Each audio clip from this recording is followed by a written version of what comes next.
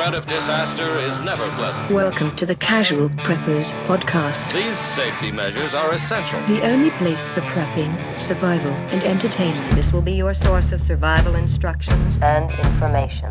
Every member of the family must be coached in the business of survival. Here are your hosts, Cam and Kobe. We're here today. No doubt. We're gonna have some stuff to say. Hey man, that was Worst. That was good. That was Worst good.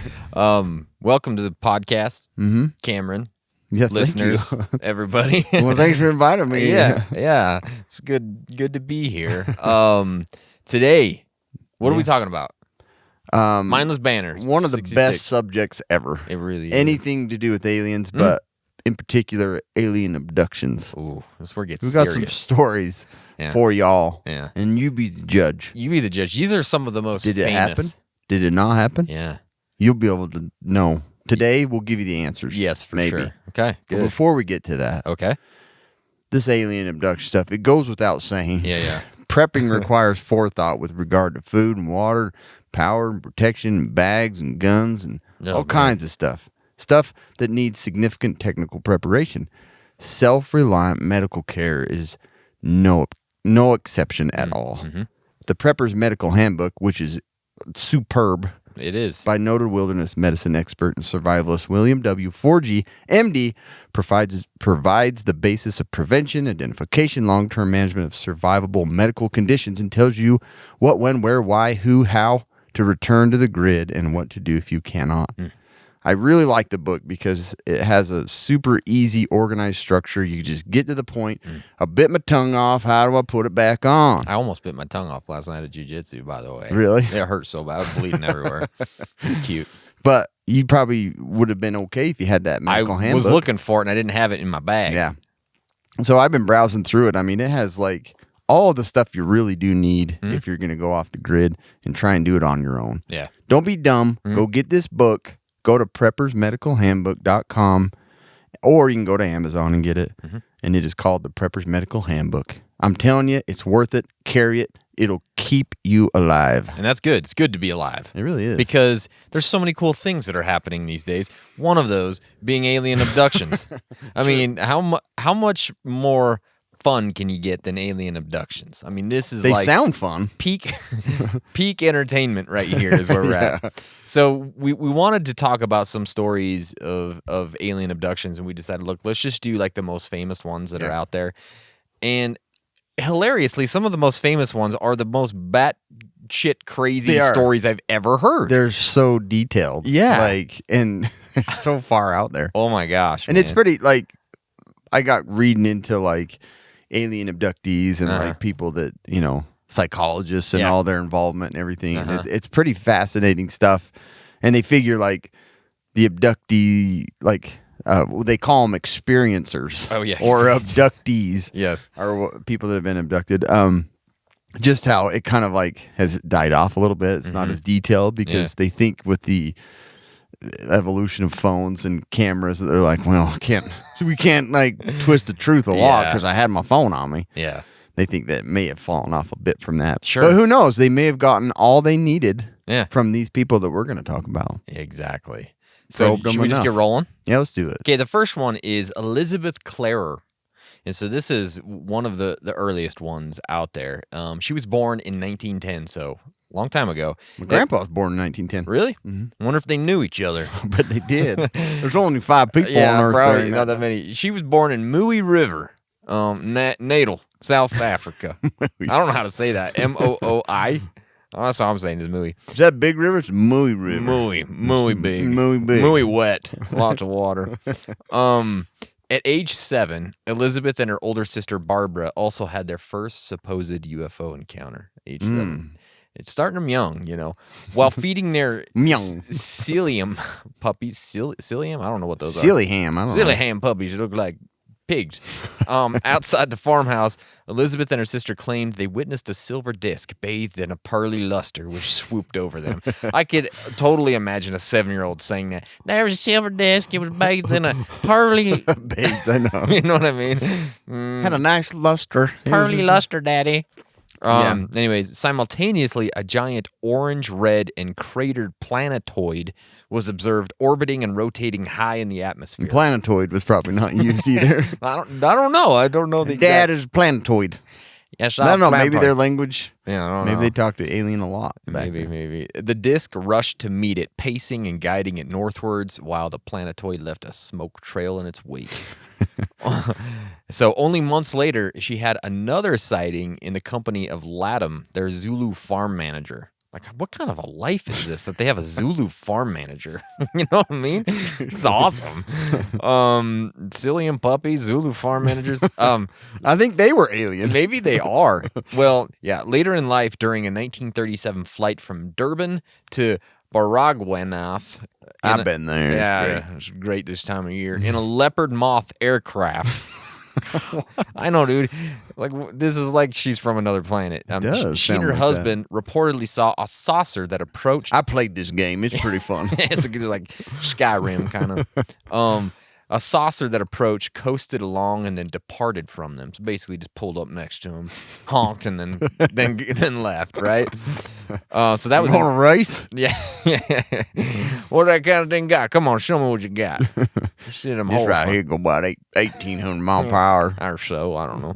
So that was in 1937. And then in 1954, her sister May, then resident on the farm Whiteleaf in Natal Midlands, relayed to her that the native Zulu These places people, exist anymore? they're on They're all Earth. covered I don't in ocean right now. Probably. Relayed to her that the native Zulu people were reporting appearances of a lightning bird in the sky.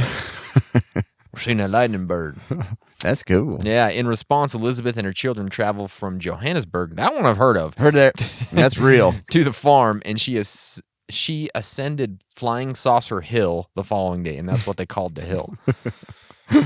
Interestingly enough. Already, it was called that. I guess before that's this? what they're saying. There she claimed to have seen the starship descend. It hovered 3 meters above the ground while only emitting a soft hum. Its hull spinning, though its central dome remained stationary. The That spaceman, sounds very classic. the spaceman who later identified himself as Akon, was supposedly clearly visible through This one is of a the three- gravitron. Get on. I'm Akon, it's a gravitron, get on. Right? That'll be 4 tickets. 400 tokens. So Akon supposedly clearly visible through one of the 3 portholes, but a barrier of heat that emanated from the ship prevented her from approaching, and his scout ship departed again. It's just too hot. Too hot. He invited her on? No, he was just there. Oh, She was and trying to go there. Singeing my eyebrows. Going back home. I'm heading back down Spaceship Hill. Or no, I've been Flying going Saucer. super fast. Don't come close to the ship. Burn yourself. Yeah, it's hot. It's like a Can handle this heat. disc brake. You don't want to get close to You it. don't, yeah. Some 18 months later, she visited the hilltop again after further reports of the lightning bird. On this occasion, on April 7th, 1956, Akon took her Oh, he aboard. kept coming back. Yeah, it's the same dude. Same dude. Kept coming back. Pedophile alien. Kind of. Well, no, she's old at this point. Oh, okay. This is 1956, so she's 46 years old. Still pedophile. Still, he's got to be a pedophile. Name like Akon's spaceship like that. You like You him. want to see my spaceship? Got some candy in here. Space candy. Okay. Okay. All right. A little hot. Pearly luster. Gets pretty- I'm going to get on. That's what the kid sounds like. Oh, bro. You like my pearly luster? It sounds super weird. It does. It's getting really bad. Super weird. So Akon took her aboard the scout ship, a craft some 60 feet in diameter. Look how big my ship is. 60 feet in diameter. Yeah, that's right. Inside, It's all covered in pearly luster. No, yeah, but it's All going to 100 feet.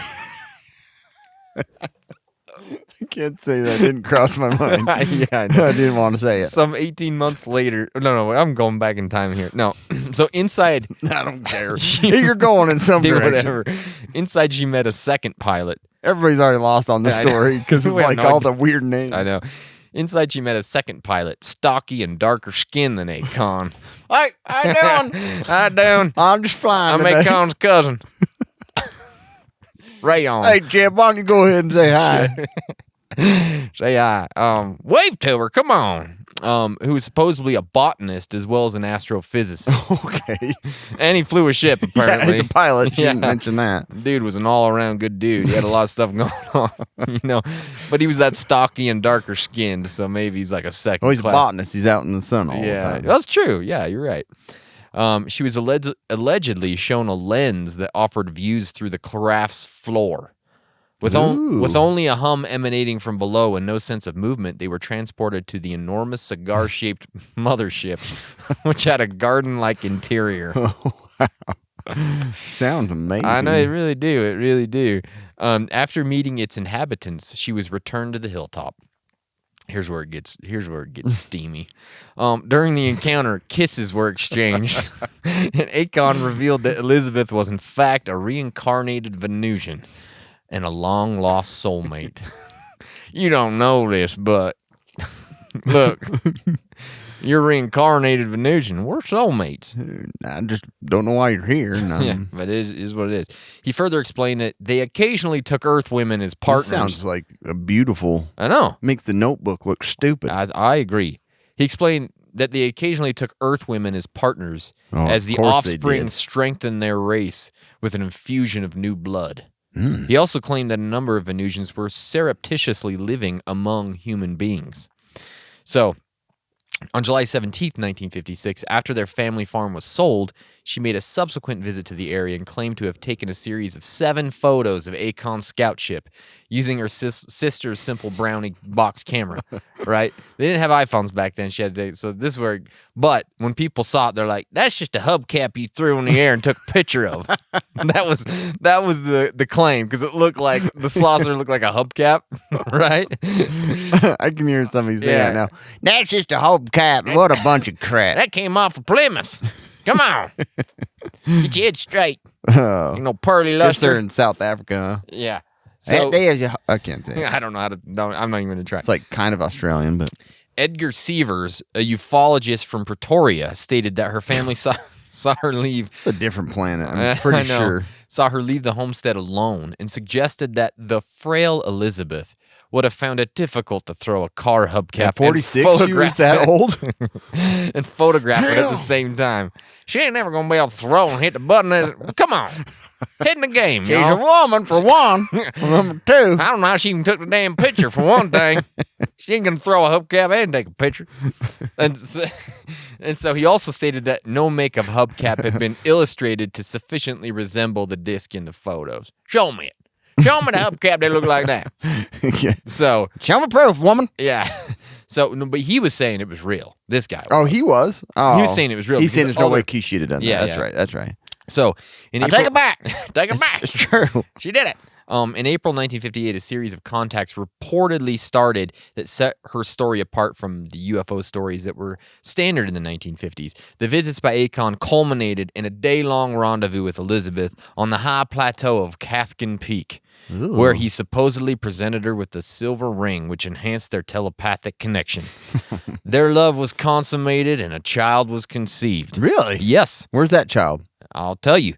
From her writing, so she wrote a book about this.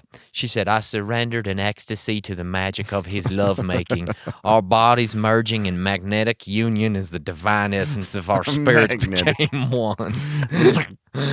You ever had sex on a hubcap? Something else. So after a terrestrial pregnancy, this is so weird. Brownie box camera, get up in there. Selfies. So after her pregnancy, so she got pregnant. Her and her MG car, she had a car, they transported in 1959 to Akon's home planet, which was called Meton. She took her in her car. I can go with my car, Akon. Well, how am I going to get around on Meton? Fine, we'll use the power to Wow. get it up there, We'll too. take it. It's going to cost us extra, but we're going to do it. You want that piece of crap? Okay, whatever. Supposedly, Meton was supposedly orbiting Proxima Centauri in the nearby multiple star system Alpha Centauri. There she delivered a son who was given the name Ailing. He stayed behind on Meton to be educated. He's ailing. He's ailing. While Elizabeth reluctantly came home. Meton's planetary vibrations supposedly affected her heart, and she was consequently not permitted to return there, instead receiving follow-up visits from Akon and Aileen. I mean, it's just a tragic... We have all this technology, but we're not going to take care of you. Nah, you Go do hospice on your own planet. Go back home. We ain't got no health care up here on Meton. What you talking about? We eliminated all that. So she had another little excerpt from her writings. There were no cities or skyscrapers as Earth people know them anywhere on Meton. Homes were scattered in park-like grounds. There was an abundance of all things needed by civilization, apparently except for healthcare. Food, water, and all materials for building, an unlimited supply of energy on tap from the atmosphere and the universe. No shortages of any kind, and no monetary go system there. at all. Sounds great. I'm going to call my bunker, what is it called? Meton. Meton. Yeah, that's right. So she published a book in 1980 called Beyond the Light. I want to read it. I'm gonna read that sucker because Sounds like it gets a little bit intimate. yeah. So that a little yeah. Well, that's So that's Elizabeth Clare. man, that's the most detailed that thing's crazy. abduction I know. story ever. That's sounds legit. You know. Mine are boring compared to that one. This one's pretty famous too. Yeah, this apparently. one I've heard of. Betty and Barney Hill. Mhm. So they were an interracial couple. Yeah, which is kind of crazy for back then. Yeah, that 1961. did not happen. They claimed to be abducted by extraterrestrials in a rural portion of the state of New Hampshire New Hampshire. in September 19th to 20th. It's 2 days. Yeah. 1961. It was the first widely publicized report of an alien abduction that people could follow because there were not confusing names Yeah. and weird stuff going New on. Hampshire. I know where that is. There's even a historical marker Oh. in place of where the spaceship was. Oh, which I'd is love to see kinda that. Cool, yep. So here the story goes. Okay. The two were driving home from Niagara Falls Yes. and thought they saw a falling star, and they were like, well, that's cool. Let's watch that for a minute. And then they were like, let's just get off the road. Our dog needs to pee. Let's take a look at this Sure. star a little more closely. Yeah. And then it started to look a little bit funny. It was moving kind of back and forth in an opposite direction of kind of how falling stars normally fall. They usually just fall. Yeah. Yeah. Betty's sister had seen a saucer before, so she's like, maybe that's one. I'm going to go see it myself. So apparently, maybe people were like wanting to see. I would have. For sure. Yeah. It's like, there's a lot more. I want to be one of those UFO experiencers. That's cool. I want to be an experiencer. And it started flashing different colors. And Barney thought he thought it was just a plane headed towards Montreal. But then as the craft like became a little bit more observable and closer, he said, this object that was a plane was not a plane. That was his words. Oh, okay. This object that was a plane was not a plane. I just like that. He's very articulate. Yeah. They quickly returned to their car and drove towards Franconia Notch, a narrow mountain stretch of road. If you're from New Hampshire, you probably know what they're talking about. Approximately 1 mile south of Indian Head, they said the object rapidly descended toward their vehicle, causing Barney to stop in the middle of the highway. The same kind of thing, they heard like this like kind of humming sound. Yeah. Getting closer to them, about 80 to 100 feet, it just kind of hovered there. And they were in a 1957 Chevy Bel Air, which would be sweet to have. Oh, yeah. I just lost the sound again. You're good. Just keep going. It's all good. It sounds weird though. He said it reminded me of a huge pancake. Huge pancake. I love how he explains it. Yeah. Barney said it reminded him of a huge pancake. He was carrying his pistol, so he felt pretty confident, and he stepped away from the vehicle and moved closer to the object. Using his binoculars, he claimed to have seen about 8 to 11 humanoid figures kind of running around, looking out the window of the so aircraft. He could see in the aircraft. Yeah, so he's like looking right at it. Wow. In unison, all but one figure moved towards what appeared to be a panel on the rear wall of the hallway that encircled the front portion of the craft. So they're just like looking around and they're like, oh, and they went and get on some buttons. Yeah. One remaining figure continued to look at Barney and communicated a message telling him, stay where you are and keep looking. So like telepathically, or I don't know. It didn't Oh. ever. I was wondering the same thing. but Interesting. I'm guessing it was like intercom. Yeah. Stay where you are. Keep looking. You're not going to want to miss this. You're looking at us, but keep looking. Barney had a recollection of observing the humanoid forms wearing glossy black uniforms and black caps. That's sleek. Yeah. Yeah. Red lights on what appeared to be bat wings began to telescope out of the sides of the craft. Sounds very like 1940, 50s. Sure does, huh? But a long structure descended from the bottom of the craft. The craft was pretty silent and approached to what Barney estimated was within 80 to 50 feet of him.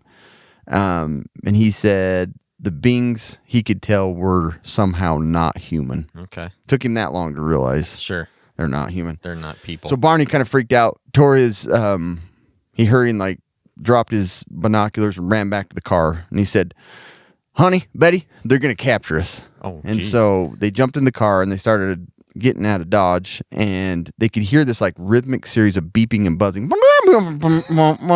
R2D2 type thing. And it was like bouncing off. It's like it was trying to get the whole car itself. They could feel it bouncing off the back of the car.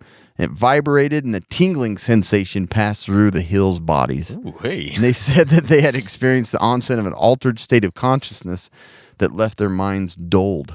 What? The second series of beeping and buzzing returned the couple to full consciousness. Wow. And they found that they had traveled nearly 35 miles, but only had vague, spotty memories of the section of the road. So they were like in and out of it while they're trying to pull them into their ship. I've had that sometimes driving home from work late at night. Yeah. How did I get home? I know, it's kind of scary. Same thing. They recalled making a sudden, sharp, unplanned turn, encountering a roadblock, and observing a fiery orb in the road. I hate it when that Both happens. of them reported that. Okay. Yeah. Arriving home at about dawn, the Hills assert that they had had some odd sensations and impulses they could not readily explain. It's like they forgot how they got there, and things were just out of whack. Yeah. Betty insisted her luggage had been kept near the back door, but it was in the middle of the house. Their watches would never work again. Barney said that the leather strap from his binoculars, they were torn, and he doesn't remember tearing them. Jeez. The toes of his best dressed shoes were scraped. That's messed up. Yeah, this far. Barney says he was compelled to examine his genitals in the bathroom. What? Though he found nothing unusual. They all look good. Honey, you look at this. Well, we just got home. Something feels weird. I'm going to go look at my genitals. I got to take a look at my ding dong. Something wrong. After about 5 minutes, he comes out. Nothing unusual. All works good, baby. Still doing pretty good. They took long showers to remove possible contamination, and each drew a picture of what they had observed. You should see the picture. Did you see it? No, I haven't seen the picture. So poorly drawn. Oh, It really? basically just has a face with eyes like kind of slanted upwards. Perplexed. The Hills. I'll flip my thing. Dang it. Dang it. Yeah. Perplexed. The Hills. Oh my gosh, I messed up here. They tried to reconstruct the chronology of events as they had witnessed the UFO and drove home, but immediately after they heard the buzzing sounds, their memories became incomplete and fragmented. Just sucked the memories right out. It's like they needed to be forgotten. Yeah. After sleeping a few hours, Betty awoke and placed the shoes and clothing she had worn during the drive into her closet, observing that the dress was torn at the hem, zipper, and lining. Later, when she retrieved, gotta go check my genitals again. Wait, baby, I'm still feeling weird. You want to check them this time? I'm pretty sure. Come on, Betty. Pretty sure something's wrong. Barney needs some help. Somebody touched him. I know it. You need to look. Something wrong. Later, when she retrieved the items from her closet, she noted a pinkish powder on the dress. What? She hung the dress on her clothesline, and the pink powder blew away. Oh, great. So she saw it, but it blew off. But the dress was irreparably damaged. She threw it away, but then changed her mind, and so she retrieved the dress and hung it in her closet. Gosh, this dress is going to be a mess. I know. Been in the garbage, pink powder. Messes dress. Messes dress is a mess. So over the years, 5 laboratories actually have conducted chemical and forensic analyses on the dress, Oh. only to find Barney's DNA. Yeah. Bill Clinton's DNA on the dress. Years ahead of his time. So the one thing they did is they kind of put them under hypnosis to see if they could get more details. This was like one of the first big cases of like them doing this. What do they call it? Memory. Yeah. Something hypnosis. Yeah. So they were like, before they did this, Betty she had like 5 nights of these vivid dreams and had all these details, but couldn't really like put them into words and put them down. So they're like, well, let's hypnotize her. She just should do more of them drawings. She was so She good at. should. So yeah, they put him under hypnosis, and while under hypnosis, Barney explained first like what he had seen, and he said he described the beings as generally just like Betty had kind of vaguely described these alien beings, and he kind of described them very similar to hers. Mm-hmm. Under hypnosis, he said, "Oh, those eyes, they're in my brain. I was told to close my eyes because I saw 2 eyes coming close to mine, and I felt like the eyes had pushed into my eyes." What? This is what he's saying. "All I see are these eyes. I'm not even afraid, and they're not connected to a body. They're just there. They're just up close to me, pressing against my eyes." Good See, gracious, he's eyes. Like, eyes like right up. Like I can hear these words in one of those old like 50s like it's I think they actually have like video or audio of these. Really? Oh, we should have found those. I didn't look hard enough. Barney related to that he and Betty were taken onto the disc-shaped craft. After this like hypnosis thing, they found that both of them had similar thoughts of like they were together, they were separated by these beings, and then tests were performed. Barney said he was escorted to a room to check his genitals again.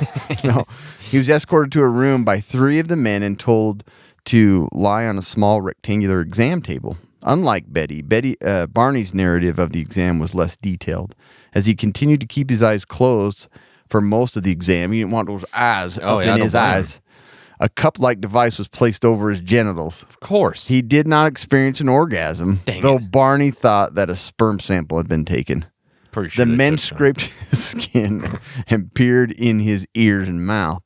A thin tube or cylinder was inserted in his anus and quickly removed. Good gracious. Someone felt his spine and seemed to be counting vertebrae. 1, 2, 3, 4, 5, 6, 7. So Wow. get that sperm out. There Yeah. you go. While I'm counting, you So just that's get that. what he reported. Betty's was more of like almost like a nightmare. You know, she had these dreams that they were together. She felt like she was telepathically like connected to the leader. And that he was kind of talking messages to her, but just standing there. Kind of like in Independence Day. Yeah, exactly. And so her details weren't as exciting. Barney's was good, you know. Well, yeah. Anytime you have gave orgasms, a sperm sample on a anal, spaceship, tubes. got a tube stuck in his butt. Yeah. So no Poor wonder. Barney. Yeah. That He's one's been checking crazy. his genitals until the day he died. But was a good one. that one there is a lot on that one. I think there's actually an the audio entire would be sweet podcast to on kind of this. grab that. There's I an bet. entire there podcast. was a ton of details. Oh, what's it called? So I was trying to like summarize some of the best so parts of the much. story. Yeah, there's a lot. That's a good one. We need to look into that one even more. So if you ever have something weird and you feel inclined to check your genitals, it's good. It's Good idea. You got to find out. Yeah. 1969, the Berkshire's UFO incident. This one is actually pretty popular too. When numerous residents of Berkshire County, Massachusetts, individually reported having seen a UFO on September 1st, 1969, authorities were at a loss for explanation. On the evening in question, residents spotted... I don't know. I'm at a loss. They spotted lights above Sheffield in the southern Berkshires. Many of the witnesses said the lights were fitted to an unidentified disc-shaped craft that was maneuvering in unprecedented ways. Some witnesses claimed they lost track of time as they gazed with stunned fascination at the object. So this seems to be something that is a theme with a lot of these, is people just lose track of time. Like, Yeah. it was 11:30, and then I all of saw a sudden the disc. it was and then November. Don't know what happened. Came to and it was snowing. Yeah. So I checked my genitals. Yeah, that's the first thing you do. Yeah. Thomas Reed was 9 years old at the time. In the car with his mother, brother, and grandmother that night, the family noticed a group of glowing orbs dash out of the roadside trees. So they were just like chilling in the forest. That's weird. Reed claims that something astounding happened when heading home. His family approached Sheffield Bridge. It came to a stop off the right side of the road. He recalled of the glowing orbs. Everything got really calm. It was like being in the middle of a hurricane. That doesn't seem like, I mean, I guess he's talking about the eye of the hurricane. Oh, yeah. Because if you're in the middle of a hurricane, it ain't very calm. Don't make sense. Yeah, I know. There was like a barometric pressure, They didn't change in understand that pressure. back Yeah. It was like a dead silence, and then there was an eruption of crickets and frogs, and it got really loud, and then that was it. What the? Yeah. Then the family suddenly found itself back in the car. So it was like almost like they were like somewhere and then back, but he doesn't know where he was quite yet. But they had inexplicably lost 2 hours of memory. Stranger still, Reed's mother and grandmother had somehow switched car seats. Wow. I was sitting over there and I'm sitting over here. So that's kind of weird. That is weird. I I guess at the end of the day, I'm like, I lost 12 hours somewhere. Yeah, I don't know. What did I do happened? today? What happened? I get abducted every day. Go to Days. work. Yeah.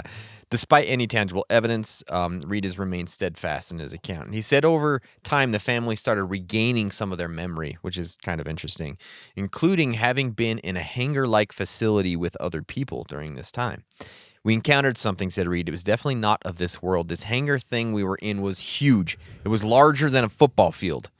This hallway we had seen was circular with a Y configuration almost to control the flow of traffic. This one room had a bowed-in wall that was rounded.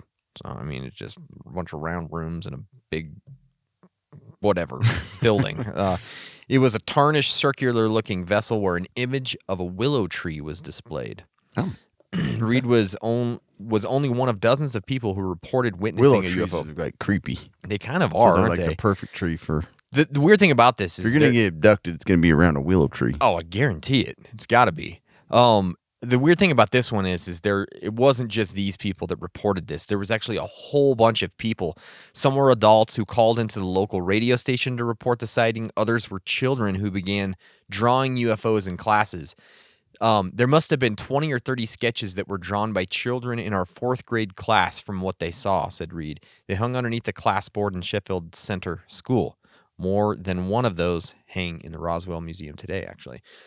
So it wasn't just them. There was like a bunch of kids saw it, a bunch of adults. Something happened at this time. I mean, it's crazy that there'd be this many people who would just lie about it for fun, right? Right. It doesn't make any sense. Thomas Reed says the September 1969 incident was his 3rd extraterrestrial experience. He claims he was abducted in 66 and in 67 from his bedroom. Another witness, Tom Warner, remembers running outside his neighbor's house when a beam of light in the sky flashed onto him. Jane Shaw, his neighbor, said he disappeared for a few minutes. Yeah, he just gone. minutes. A few minutes. Warner also claimed he saw a 14-year-old girl named Melanie Kirchdorfer aboard the UFO, and Kirchdorfer backed up his story. And she's interviewed. Yeah, I was up there. Yeah, he's right. It's all good. So Don't mention he's gone. I was up there. you know the Unsolved Mysteries. There was a new one that they made on Netflix. This was one of the Was it episodes, really? apparently. Yeah. Oh, dang it. So a lot of watch this, they go into more of this in that episode. So if you want to see more about it, but that's the Berkshire. What is it called? Berkshire's UFO. I'd never heard of that one. Yeah, that one's interesting, huh? Yeah, that's cool. For sure. That's pretty cool. This next one is the UFO abduction of Whitley Strieber, and this isn't a dumb dude. Like he's a bestseller of really? multiple books. Are they and- science fiction? Yeah, Okay, that makes sense. he's an American writer, best known for his horror novels, The Wolfen, The Hunger, and Communion. Ooh, I'd read those. They I know. sound good. He actually has a podcast. His Really? internet podcast, Dreamland. Yeah, he's a 76-year-old. But he's born in San Antonio, Texas, son of Kathleen Mary and Carl Strieber, a lawyer. But he said that he was his abduction wasn't really like detailed very much. But he contends that he was abducted from his cabin in upstate New York on the evening of December 26, 1985 by non-human beings. He wrote about this experience and related experiences in Communion. So he wasn't not necessarily just made it up. Like this was like the experience that he So had. is Communion? Is it just like a? It's a nonfiction book. It's a nonfiction book. Yeah. Oh, cool. So, although the book is perceived generally as an account of alien abduction, Strieber draws no conclusions about the identity of the alleged abductors. He refers to the beings as the visitors, a name chosen to be as neutral as possible to entertain the possibility that they are not extraterrestrials. Okay. Neurologist Stephen Novella remarks that details of Whitley's tale of waking up seemingly paralyzed fits the description of hypnagogia, a fairly common neurological phenomenon that has been mistaken by some for an intervention by demons or aliens. Ah. So they just wake up feeling paralyzed, like, Yeah. and something's happening. they believe that's what he experienced. So anyways, he wrote this book about it. Mm-hmm. And then another really bizarre thing in his life is he believes that he felt he was part of the Whitman massacre, the shooting in the University of Texas, the sniper up in the tower that was just picking people off. Yeah. He had like all these really detailed descriptions of it. He'd said like, here's just part of it. I had just had a Coke. I was walking from the student union to the academic center, which was an open shelf library near the tower, when I heard a sharp bang and echoed off the university co-op across the street behind me. And the reason I am alive today is that I didn't turn around. I thought it was coming from the tower. The next thing I saw was a little boy on a bicycle coming toward me, and his head just exploded. I didn't hear that one.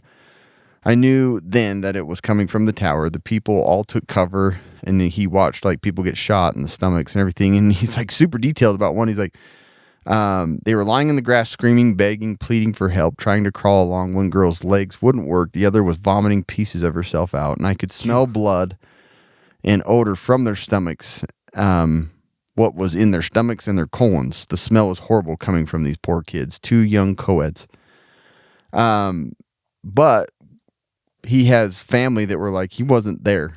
And so he says he claims to have witnessed the shootings in the community in the context of the alien abduction screen memories.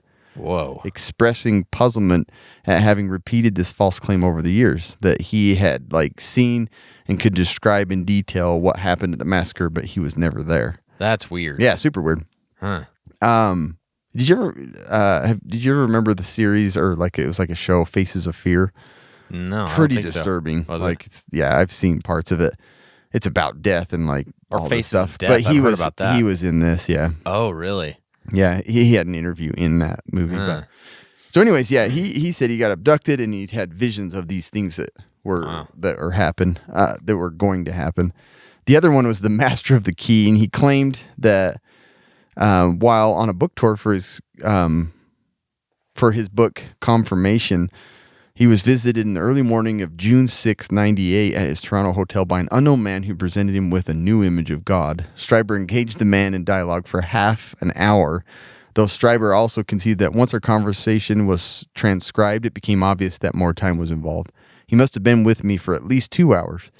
The subjects discussed included the Holocaust, sudden climate change, the afterlife, psychic ability, UFOs, and using human souls in machines. What? According to Stryber, the man did not give his name, and the book Stryber refers to him as Master of the Key. While he was writing the book, I'm the key master. Stryber said that unlike other events he had experienced, the reality of this one isn't in question. He said he most certainly was visited by this person that talked about all these futuristic and detailed and strange things. And so What on earth? I know, he's like super bizarre. I gotta read some of these I know. books. Yeah, That's so crazy. That's probably the main things. Yeah. But he said he was abducted. He said he had been given visions of these events that happened in the U.S. in our history, and then later in his life, as an author, he was visited by this dude that said he's the Master of the Key. Oh my gosh, that's nuts, dude. Yeah, but the guy's like super successful. Someone and- needs to make a movie about that dude's life. Yeah, Because that I'd watch it. but I mean, if you were, I'm not saying he's a liar, but Yeah. how much better could you sell a book that you were convinced Sure. you were like fully like, nope, this happened. For sure. That would sell like hotcakes. I even want to read it. I do too, man. So- That's crazy. Yeah, that one was kind That was of a good one. crazy. You ever heard of Travis Walton? This. Oh, there's one part in this I forgot. Oh, okay. He said when he visited that Master of the Key, he's like, I wanted more information about him. And at that point, he said, would you drink this? And he was holding a glass in his hand, and it had something in it that looked like milk. And without questioning it, I drank it immediately, and it put me to sleep right away. And that was the end of their visit. What? I was like, what? I forgot about that detail. That's weird, man. yeah. Huh. It was somebody just talking to you and holding a cup of milk. You're like, yeah, I'll drink it. Yeah, sure, let's talk. No, you don't drink milk out of some guy's hands you don't know. Yeah, never. That's a rule. Yeah, no, that's Rules for life. pearly fluorescent Yeah, color. exactly. Travis Walton. This one could be one of the most famous, possibly, that we're talking about. So Travis Walton, according to Walton, That's a full-on movie, huh? yes, November 5th, 1975, he was working with a timber stand improvement crew in the Apache Sitgreaves National Forest near Snowflake, Arizona. While riding in a truck with Snowflake. 6 of his co-workers, they encountered a saucer-shaped object hovering over the ground approximately 110 feet away, making a high-pitched buzz. Walton claims that after he left the truck and approached the object, a beam of light suddenly appeared from the craft and knocked him unconscious. It was like fire in the sky. Oh, there you go. Oh, there it is. The other, I don't remember him being in the movie I thought he was by himself. dude, I can't remember. Like, I saw the movie Yeah, probably I can't 150 remember. years So, ago. yeah. But I do remember him, the abduction part. But I was don't like, remember think he's by at himself. all. I'm going to have to go back and watch it again. The other 6 men were frightened and supposedly drove away. Like, that to me is like, what a dick move. What kind of friends or coworkers? He's getting killed. Let's go. He's It's getting like, killed. you know what I mean? Just leave. Now they got him. They got him. Let's go. Let's go. Yeah, I guess the day's over, boys. Let's head home. Let's get out of here. Everybody check the generals. Let's get on our way. Make sure. And just like yelling out the window, check your genitals, Travis. As they're driving away, you know. Cover your butthole. Yeah. They're coming to get you. So they drove away. Walton claimed that he awoke in a hospital-like room being observed by 3 short, bald creatures.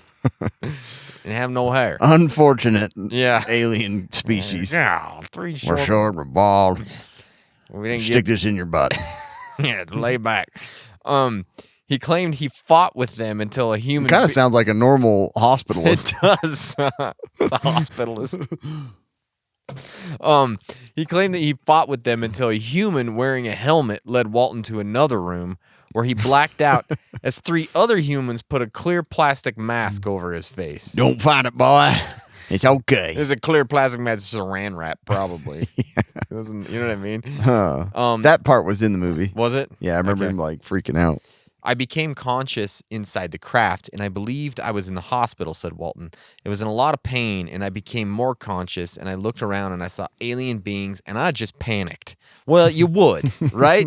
I would say you probably would. They In were a hospital. Ow! Aliens. What kind of hospital is this? They were much smaller than me, and I think that's the reason they gave up, he said, adding that he hit He's big one. adding that he hit one of them. Oh, did he? Yeah. Once they found out they couldn't control me, they split. I was Screw absolutely this bull terrified. crap. I got kicked in the lip. Get these son. Get the him. big humans in here. Get him out of here. Deal with this Get guy. the guy with the helmet. Yeah, I don't know. I'll beat up some aliens. Not a big deal. Yeah, who's the guy with the helmet on? I don't. Well, yeah, there was Human aliens. bouncer. There was aliens, and then there was like full size humans. There was like two different types. I don't You know. want our help, or you guys gonna keep doing what you're doing? So he beat up the little guys, and then they had to bring the big guys in and put the Oh. saran wrap on his face. Oh, okay. The beings purportedly poked and prodded him on a kind of table. 5 days elapsed on Earth where Walton was officially declared missing and his co-workers became suspects. Well, of course. Obviously, like they would be, right? Well, something's happening, and we left him. You know, I don't know. Fire in the sky and we left. We're scared. Meanwhile, Walton's colleagues were questioned by authorities, and when Walton miraculously reappeared, a full-scale investigation was launched that included polygraphs, psychological evaluations, and physical examinations of all genitals involved. Probably. Line up. Line up, Never turn your head and see cough. genitals. Something suspicious. For 5 days, the authorities thought that he'd been murdered by his coworkers. Right. And then he was returned, said ufologist Jim Ludwith. Of all the coworkers who were there, who saw the spacecraft, they all took polygraph tests, and they all passed, except for one. And that one was inconclusive. You didn't say anything about that. Yeah. Maybe he's lying. Well, Okay. we don't know. Police and rescue searched for days with dogs and helicopters. So, I mean, really, when you think about it, this story is pretty It crazy. is bizarre. Like, bizarre. Bizarre. He's bizarre. This story is very bizarre. The details. I just snorted. The details you have are very bizarre. Let me touch your ding dong, just in case. I am impelled to go check my genitals. Excuse me while I examine myself. Something feels weird. I need to go examine my. What did you say? I need to go check myself. Walton has claimed he remembers good. Proceed. everything is in order. Walton has claimed he remembers nothing else until he found himself walking along the highway 5 days later with the flying saucer departing above him. So this is another weird thing that happened afterwards. Later research conducted at the site of Walton's abduction showed an unusual growth rate in the trees where the craft had allegedly hovered. That's weird. Yeah, the trees near the site were found to be producing wood fiber at a rate 36 times greater than they had in decades before. What? For sure. Yeah, so that's crazy. Growing wood like nuts, you know? Like peanuts or what? No, wood. Yeah. Like growing wood like nut farm. Nut wood. So obviously this is the movie Fire in the Sky it was based on, so. That's crazy. I never heard the wood thing. That's Me pretty neither. cool. Yeah, I know. Grew my wood 36 Yeah, times that's greater. right. Hold on, I gotta go check something. Be back. This story's causing me to feel weird. I'm gonna go check something. Hey, did you know that I recently got back from I Hawaii? do. Dude, it wasn't long ago. I know. It was a wonderful trip with wonderful people. I had a wonderful time. And you want to know what made it even more wonderful? The shorts that I wore the entire trip. Yeah. And those happened to be off the grid surplus shorts. Mhm. My favorite shorts on the face of the planet and probably throughout the entire galaxy. Mm-hmm. Alpha Centauri, Meteor, or whatever that place was, they probably don't even have shorts this good. Because if you go to offthegridsurplus.com, you can get these suckers. They've got pockets in all the right places. I love pockets in pants. You can easily check yourself if you need to at any time. You know what I mean? Yeah. Quick access. Breathes well. You got good And then you breathability. can check it. Exactly. So look at these features. These suckers, they're durable, they're lightweight. They got 4-way stretch fabric. 4 ways. Stretch fabric is by far my favorite now. Dude, I don't want to wear anything that I don't isn't either. stretch fabric. Like even just random dress pants, I'm like, they stretchy? I don't want them. What are those shoes made of? Stretch fabric? Okay, I'll wear them. Yeah. What you wearing? Just stretch fabric? But they got water-resistant coating, which is obviously nice. Mesh pockets, which I really love because once you get wet, you know how your pockets stay wet for eternity, basically? These ones don't. That's true. That's true. It's great. They got the 8 pockets. Upper perfect hip pants for a theme park. You're not kidding. You go on a splash ride. Mm-hmm. Who cares? Doesn't matter. Dries off. They're going to dry off. So, and you got that crotch gusset. It increases the high strain seam longevity. Ain't no alien getting in there. Not try. See what happens. It's not going to happen. And you got the 2-inch belt loop height, with which I love. You can That's get those true. bigger belts, you know, if you like to conceal carry or carry on, whatever. It's great. If you want to go see what these are like, go to offthegridsurplus.com. And once you're checking out, here's the key. You got to put our code in, Casual Preppers, because you're going to get an extra 15% off. That 15%. Yeah. That's a lot of percentages. So go do it. Go to Off the They Grid seriously Surplus. are amazing shorts. I And love if you like them that much, you can go full leg and get their pants. They're the pants. same deal. Twice Same freaking pants. Twice as cool. It's like long shorts. Twice the fabric. Yeah. You know what I mean? I wore them like this whole weekend. Did you? It's just nice because you can. I had my wallet zipped in this pocket, my keys in this one, Yeah. and we went and explored a cave. Jeez. And I was like, I'm not gonna lose any of this because it's No. all zipped in. Yeah. I lost my whole pants. Unless you, I don't know. Unless you lose Come your out of your shorts. cave with everything missing. What happened? Oh, damn Check pants my are gone. genitals 1 second. Go in the Turn bush. around and check this. But yeah, they're amazing. I love them. Yeah. Good. The Pascagoula alien story. That's from Pascagoula. So, oh my gosh, I keep doing that. Touched it and went crazy. Wood's grown faster than it should have been. 36 times faster. This was the Pascagoula.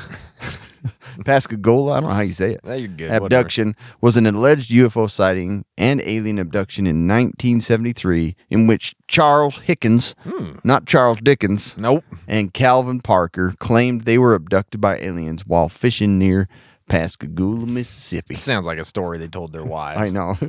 Honey, you guys have been gone 6 hours. Well, we Feels like 15 minutes, dear. But when I get back from checking the genitals, I'm going to tell you this story. You're not going to believe it. You're not gonna believe it. On the evening of October 11th, 1973, 42-year-old Charles Hickens, 19-year-old Calvin Parker, I don't know if they're related, That's but that's weird in and of itself, That's super weird. told the Jackson County, Mississippi Sheriff's Office that they were fishing off a pier on the west bank of Pascagoula River. I'm saying that wrong. I'm Mississippi. pissing somebody off. Yeah. In Mississippi when they heard a whirring, whizzing sound. Saw two I flashing... looked over and Chuck was pissing in the river. There's a whizzing sound. Whizzing does sound like a word they would use. Yeah. And a whizzing and like a whistling and whizzing. Whirring? Whirring. They saw two flashing blue lights. We've heard this before. Police. The two flashing blue balls flying above Yep. over and Skinwalker. yeah. Same one.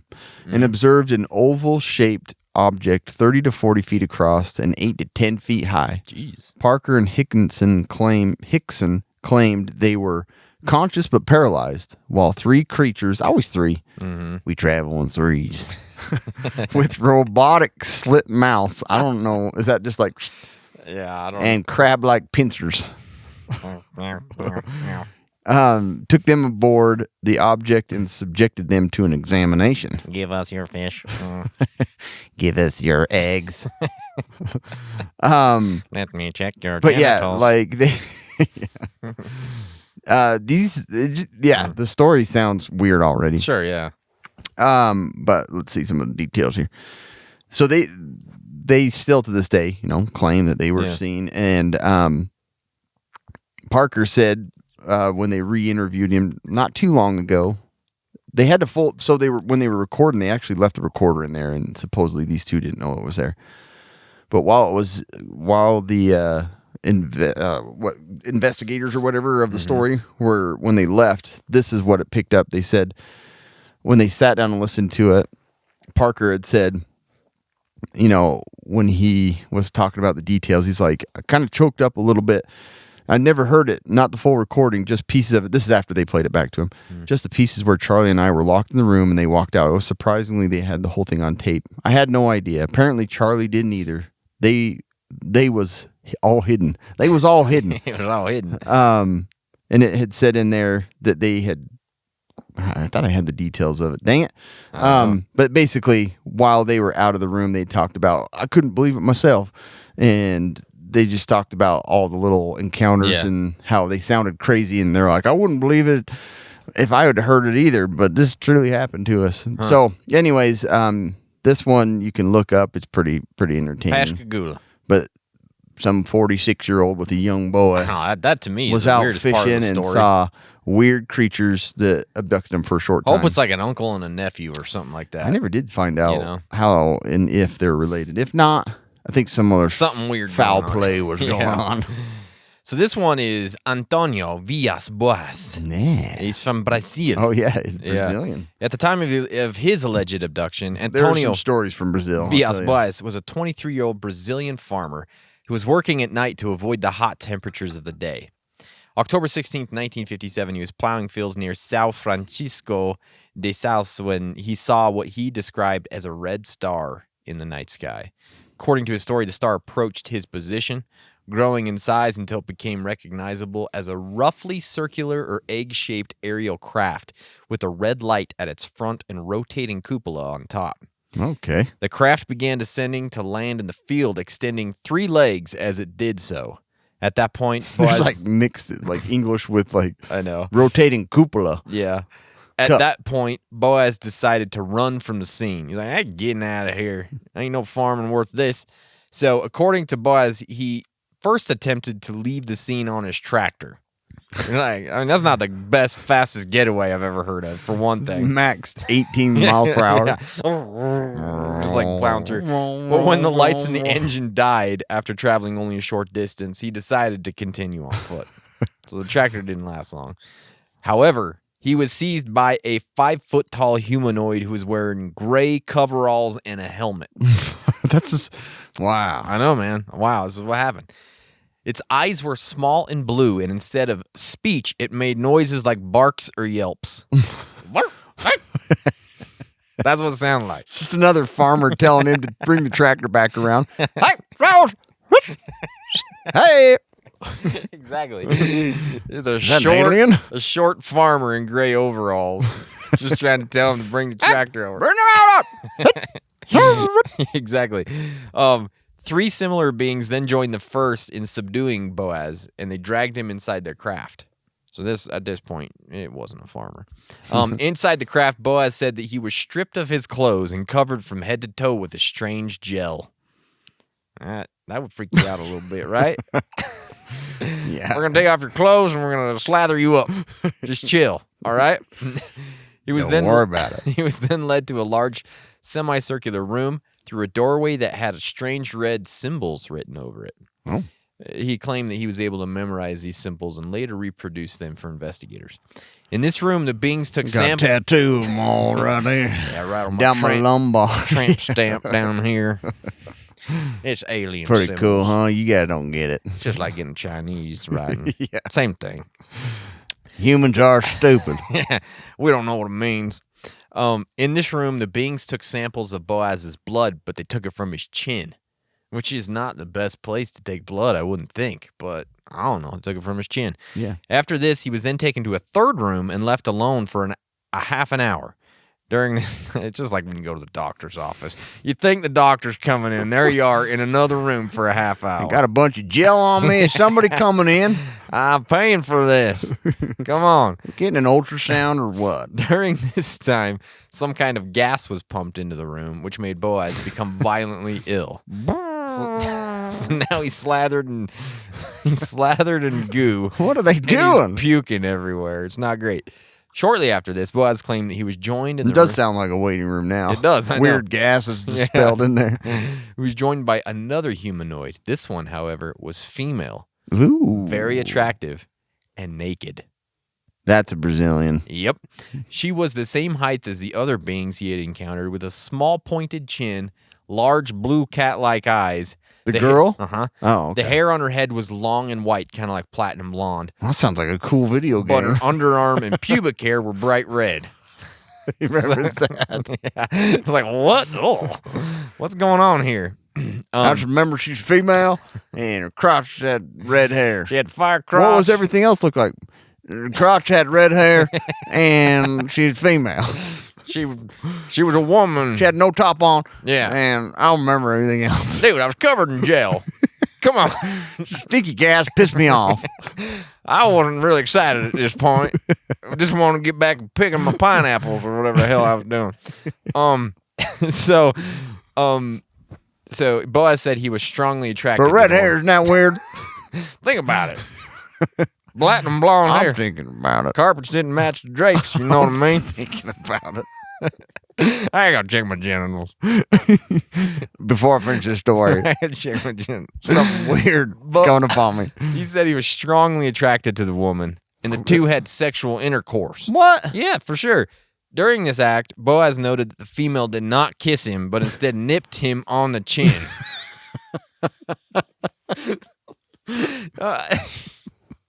Said she was nibbling on his Okay, chin. story's done. All right, Boaz, we heard enough. Don't you So want to hear you're the trying rest? to tell me the hottest woman in the world was on a spaceship with That's you? the hottest woman in the universe. Yeah. And she just bit your chin? Yeah. All right. All I'm done right. with this No story. kisses, just chin nipping. Oh, man. So weird.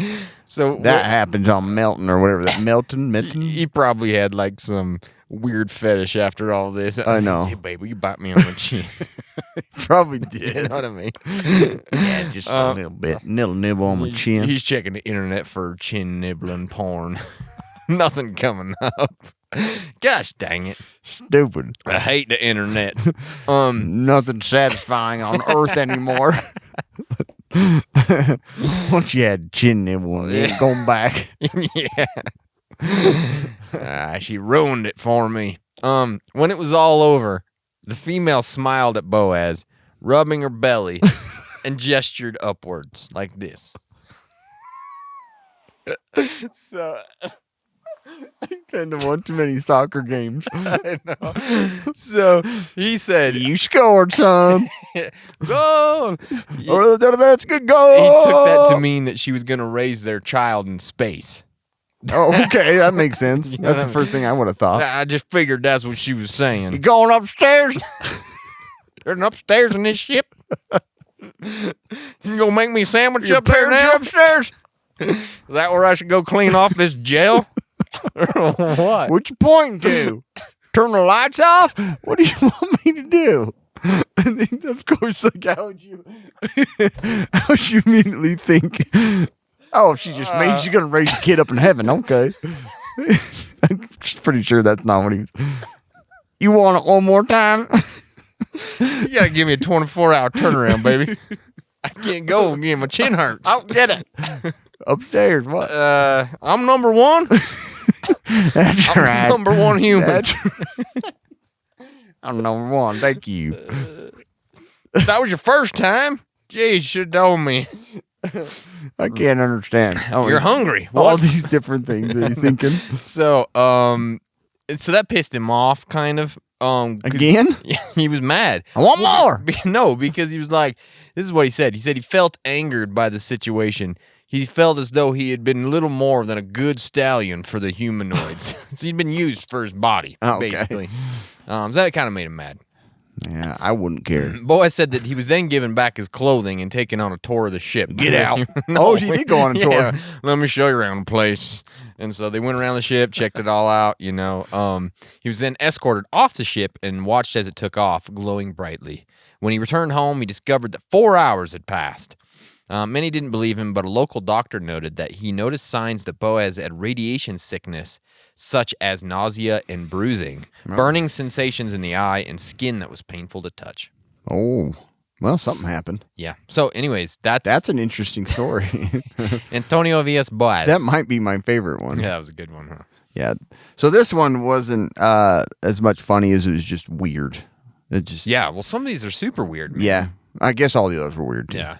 But the pilot Frederick Valentik, so he was a pilot. He was younger. I think he was 20. Anyways, he was flying a little private plane from Melbourne to, I can't remember the location, but he radioed Melbourne air traffic control at 7:06 p.m. to report that an unidentified aircraft was following him at 4,500 feet. He was told there was there's no air traffic at that level. Valentik said he could see a large unknown aircraft which appeared to be illuminated by 4 bright landing lights. He was unable to confirm its type, but it said it passed about 1,000 feet overhead and was moving at high speed. Valentik then reported that the aircraft was approaching him from the east and said the other pilot might be purposely toying with him. Valentik said that the aircraft was orbiting above him and that it had a shiny metal surface and a green light on it. There's always like weird colored lights. I know. Like always. It's never like, it's got a warm, soft glow. Regular halogen Yeah. headlights. Valentik further reported that he was experiencing engine troubles, and he asked to identify the aircraft. Valentik radioed, "It's not an aircraft." His transmission was then interrupted by unidentified noise described as being metallic scraping sounds before all contact was lost. Ooh. And this guy, he was never found, and his plane was never found. They again. never found him? No, he disappeared. So he just, like that. Ufologists have speculated that extraterrestrials either destroyed Valentik's aircraft and abducted him, or asserting that some individuals reported seeing an erratically moving green light in the sky and that he was in a steep dive at the time. Ufologists believe the accounts are significant because of the green light mentioned in Valentik's trivia. Yeah, I guess that makes sense. I guess there had been some people had spotted that same night some weird activity in the air. The group Ground Saucer Watch, pretty Oh, cool. man. I want to be part of that. I'd love to Based be in part of Phoenix, Arizona, claims that the photos taken by plumber Roy Manifold on the day of Valentik's disappearance show a fast-moving object exiting the water near Cape Otway Lighthouse. According to the UFO writer Jerome Clark, Ground Saucer Watch argued that they showed a bona fide unknown flying object of moderate dimensions, apparently surrounded by a cloud-like vapor exhaust residue. What? Although the pictures were not clear enough to identify the object. So Pearly luster. he disappeared on that same night, and only, I think it was like 10 or 15 years later, there was like a piece of a plane that washed up. Didn't fully, like they couldn't identify the numbers to exactly fit this guy's aircraft, but they believed it was enough to say it could have been. Some experts believe that when he was flying between the two, he got disoriented and was actually looking at his reflection in the water, like he was upside down. He's like, landing lights. What? Yeah, and he got confused. Inverted. Yeah, and so that's why his plane started sputtering, That's weird. and then he crashed into the water. Jeez. Never found him. Oh, that's interesting. But it was just weird that it was the same time Yeah. that there had been these sightings of this green light, very similar to what he described. Yeah. And possible flying objects, and then he had disappeared, and they That's never found weird. anything of him but anything. Anyway, that was way weird. Yeah, That's way weird. that's way weird. That's a good one. Wayward. This one is the abductions of Audrey and Debbie Hewins. This one isn't super interesting. I'll go through it pretty quick, but these were these two sisters. That was a duck at the end. Then they went to the sky. Probably about 5 years old or so, she says. She described that the room was flooded with an incredibly blue... She was 5? Yep. Oh, man. With- These stories are always accurate. I know. With incredibly bright blue light. Police officer comes to confirm it. Yep, Saw yep. blue light. She did. She saw it. That would fill her room before her door would open. Then the rest of the house would fill with a foggy sort of light, again blue. There would also be a buzzing or droning sound which resembled bees and incoherent voices. Drones. Incoherent voices? Screw Okay, that. that's I don't true. want to hear that. No. Especially with blue foggy light in my house. Go back to bed. Not morning. No, thank you. There were all signs that flavor will kick your... they were not alone. Eventually, two bald men would enter the room. Both Audrey and Debbie have described the bald men as being humanoid in shape. They always had gray skin with bulbous heads and large black eyes. So it's like the... Those eyes! Those Those They were eyes! coming at me. So it's like the, the grays. Very typical Mm-hmm. appearance. So though Audrey's first alien abduction occurred during childhood, she claimed these visitations continued well into adulthood. So they took her. Was she as lucky as the one lady that got married? No. Oh. So they went into the craft a few times with them, and then all of a sudden, like they could just see everything underneath them, like it went invisible. That's the pretty craft. cool. Yeah. Why don't we make crafts like that? I That'd don't scare know. the piss out of me, It actually. would, dude. Yeah. Sitting on an Just airplane floating like, in the air. you want to see below us? No! And yeah, so that happened. So the twins refer to these entities as the bald men, which they described people willing to listen, which was like everybody's heard of the Greys or the Simple Greys. It's like the exact description of that, right? Yeah. So they didn't want to say much about this, but apparently Audrey, after a non-human entity saved her from drowning in the ocean, she was inspired to dedicate her life to openly discussing her alien abduction experiences. So she had a bunch of things happen to her, these abductions, and then she was drowning in the ocean, and one of them saved her. So she's like, well, let's talk about it. It's all good. Yeah. So Well, that's interesting. that's the two sisters. That's Audrey and Debbie Hewins. The Baldies. Yeah. The Baldies took us. The Baldies took us. Cam, have you ever heard of SOL? Sure have. Survive Outdoors Longer. They make emergency shelters, fire starters, survival kits, signaling accessories. They are trusted by outdoor professionals and casual preppers. I personally have their emergency bivy in my bug out bag currently, right now. Cool. They are reasonably priced, and that is one of the best things about their products is good gear, but you're not paying like exorbitant amount of money for these things, right? They have a brand new collection being launched later this year that we're super excited about, expanding their selection to include base camp items, cutting tools, navigation, and a whole bunch more stuff. So Cam, what do we always say? Pack SOL and pack more than luck. Okay. They have amazing stuff. Where can you get it though? That's the question Pretty a lot much of people everywhere. ask. REI, Mm-hmm. Amazon, many other fine retailers. They carry SOL, Survive Outdoors Longer. You'll see it. It's basically a big orange packaging. Yep, it's great stuff.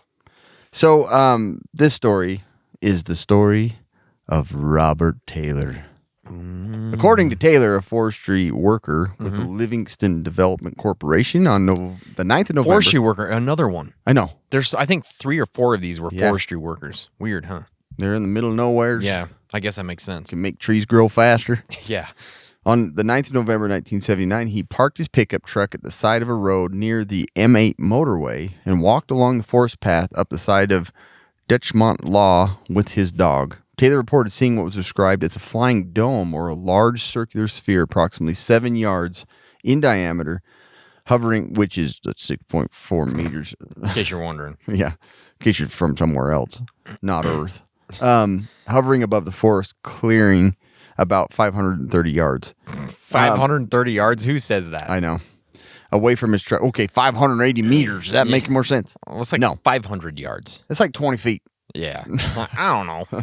give or take. It was out there ways. Taylor described the object as a dark metallic material with rough texture like sandpaper, featuring an outer rim set with small propellers. Taylor claims he Drone. experienced a foul odor like burning brakes, and that smaller spheres, similar to sea mines, had seized him and were dragging him in the direction of the larger object when he lost consciousness. Sea mines? I don't know. Oh, interesting. Yeah.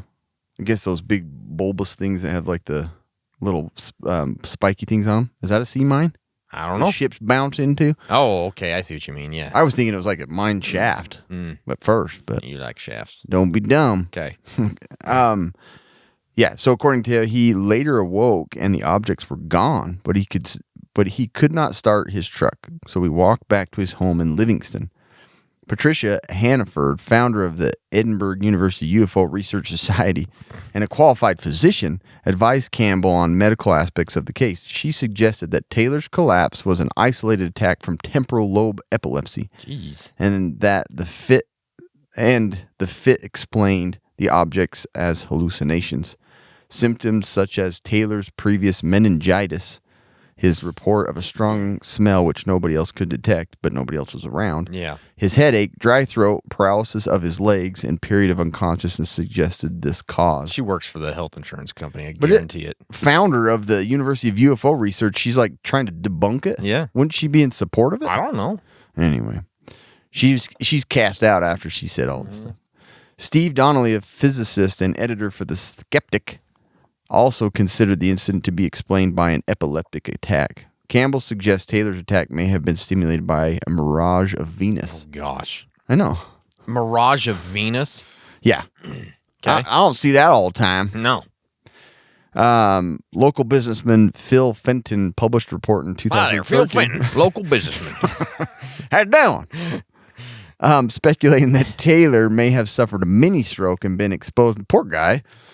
You're a dummy. This guy just got problems. You got meningitis, probably had a stroke, temporal lobe problem. Liver enzymes are elevated. May have suffered a mini stroke and been exposed to harmful chemicals which left him confused and disoriented. Jeez. And that the UFO he believes he saw could have been a saucer-shaped water tower nearby. You dummy. I got a water tower. There's a over water there. tower 20 to 40 feet away from you. You idiot. But this site, like he swears by it, and and he didn't die from all of these medical problems that they said he could have been experiencing. Yeah. You can actually visit it. I think it is Ooh. a site that is open for public to go Nice. and toy around. Let's go with do stuff, it. Smell burnt rubber, pass out, and get abducted. Yeah. That's a good But one. that's pretty much the whole story. I got one more for you, Cam. This one is from China. Oh, cool. And so I think some of this article was actually translated Everything from, come out of China from now? Chinese. So some of it is kind of funny to read. This is the Meng Zhao incident. Zhao Guao. June 7th, 1994, Oh, when pretty Zhao was recent. working at a logging camp. Really wasn't recent, but it seems like it should be. Yeah, a logging camp, and spotted lights and metallic flashes from nearby Mount Phoenix. When he went to investigate what he assumed was a downed helicopter, he was hit in the head by an unknown entity or force, knocking him out instantly. So this part, like, he just assumed a helicopter crashed.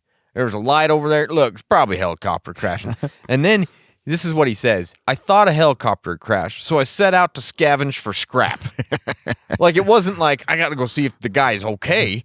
I'm going to get that motor. I'm going to get them I've been propellers. I'm out cutting wood for 10 Imagine a days. windmill I could build with those. Yeah, That is pretty funny. It's just like, what? I don't care if they're dead. That's what he told a reporter from the Huffington Post. He said, "Boom! Something hit me square in the forehead and knocked me out. Form. Oh, form. Something hit me square in the forehead and knocked me out. When Zagao came to, he encountered a tall, human-esque female alien, which he So described... the men are bald Yeah. shorties, and the women are like super tall. He described her as 10 feet tall. Oh, wow. She had 6 fingers, but otherwise looked completely like a played human. in the female NBA or whatever. Yeah. 6 fingers. Wow. Some forms of this story also claim the alien had fur-covered legs. Ooh. Yeah. And one, Hippie. another one Hippie said alien. that the fur was actually braided as well. So there's like just trying to imagine what this alien looked like. 10 feet tall, 6 fingers, braided leg hair. Amazing. Sounds attractive. Yeah. According to one version of the story, Zagao was transported back home, where he engaged in a marathon 40-minute sexual encounter with the galactic visitor while hovering above his sleeping wife and daughter. Whoa! Hey! That's crazy. Marathon 40 Can we minutes. go somewhere else? This is a little awkward if you didn't realize. When the space creature finally finished with the genital rubbing, Zagao was left with a mysterious scar on his thigh. Oh. A mark which, when rubbing. investigated by a doctor in September of 2003, was deemed unusual and not caused by normal injury or surgery. Hell, this is weird. 9 years later, he has a doctor. Maybe I ought to get that looked at. It's been 9 years, nigh on a decade. Maybe I ought to get it checked out. Serious. You know what I mean? So weird. I've been checking my genitals for 9 years, but Yeah. I think you should look at I it. gotta have a pro look at this point, maybe just in case. A month later, Zagao claims to have ascended through a wall to visit the aliens on their spaceship. No. When aboard, he requested to see his alien lover one more time. Where's that woman you got? You got that 10-foot lady around here with them 6 fingers? She said she was gonna call. I haven't called yet. I'm tired of this. It's ridiculous. Drop me off. Can I leave my email address or something? But his bid was denied. While on the spacecraft, Which one of you SUBs hit me in the head? Right on my forehead, Or man. foom. Yeah. Foom me right in the head. Boom, he ran ahead. While on the spacecraft, Zagao was told that his human-alien hybrid son would be born in a faraway planet in 60 years. Oh. That's a gestation period right there. My God. 60 years. This isn't going to be worth it. I'm going to be dead by then, guys. Come on. Daddy. Nah, there ain't no possibility. Daddy's dead. They said in Chinese, but with a heavy accent, so it was hard for me to understand at first. But they were refugees, like me. Oh, they were speaking Chinese to him with heavy accent? Yeah. Like me, they wanted to escape their former lives, so they left their dying homes, Zagao said to the Huffington Post. In addition to the medical exam Zagao received in 2003, he was also subject to polygraph test, which, according to some sources, proved he was telling the truth. One of the stranger aspects of the story is that the fact that Zagao claims to have never heard of UFOs or outer space people until he reported his Now experience. that part's a lie. I never heard. What's outer space? What's a UFO? What's space people? I don't know. What's alien? I just thought it was attractive 10-foot, 6-fingered woman. I know trees. I know helicopters. That's it. Never looked into nothing else. You know? That's it. Speaking of helicopters, you need any parts? Yeah, I've been scavenging. Zagao's wife reportedly forgave him for his adulterous alien It's fine. escapades. I was asleep. I told my wife all about it afterwards. She won't too angry, she says. What's want- that scar on your thigh? Nothing. Nothing. So the one thing that stood out to the Huffington Post after researching the story is the fact that Zagao received numerous gifts as a result of his abduction, including a Sony television, a cow, and most notably, a job at Harbin University. Sounds legit. Yeah. Oh, what? You saw an alien? Here's a television. Oh, and a cow. Take a cow, too. What you want? You want both? Go ahead. I got a job for you down at university. He's as had well. it rough. He got had Yeah. sex with an alien. You see that scar on his Don't get thigh? to see, doesn't get to see his kid for 60 years. Yeah. Man, he's been through. You know lot. what? You want to work at the hospital? You want to work at the university? Yeah, I got a job for you. That is really weird. Anyways, that one is one of the weirdest. Sounds That's what we legit. got. That's what we got for alien abductions. Yeah. Wow. I know. Some experiences I have yet to have in life. Oh, unfortunately, I really wish I Well, would. Hopefully, I'll luck out. I don't think I could explain to my wife though about No, thigh injuries. tussling about with this 10-foot woman up in the air above her. Well, it happened the other night. You were right below us. I thought it was fine. You didn't say anything. You know? We were quiet. Yeah. She will never come back. No. If we had a kid, we will be dead. Yeah. You won't get to see him. Well, that's what we got, guys. Thank you for There you listening. Appreciate you guys. Anything else, Cameron? No. Oh, did we have any reviews? No, I mean, we got some stuff that we got sent over to I us. need to drink this. Yeah. So a good Bucked friend Up. sent us some energy drink called Bucked Up. So we're going to try it next week. Yeah, on the podcast. they're not cold. We want them cold, Yeah. and then we're gonna give you a good review. Yeah, for sure. And then we got a bunch of stuff from what is the brand called? Yeah, Off Grid EDEC. EDC. EDC or something. They've So got, if you go to edecdf.com, yes. they have like some. If you're worried about the EMP, they've got you Mhm. protected. Yeah, they got you good stuff. protected. So we're going to check those out as well. Yeah, we're gonna play with this stuff and go check your genitals real quick, Mhm. and then we'll get back to you. Stay survived.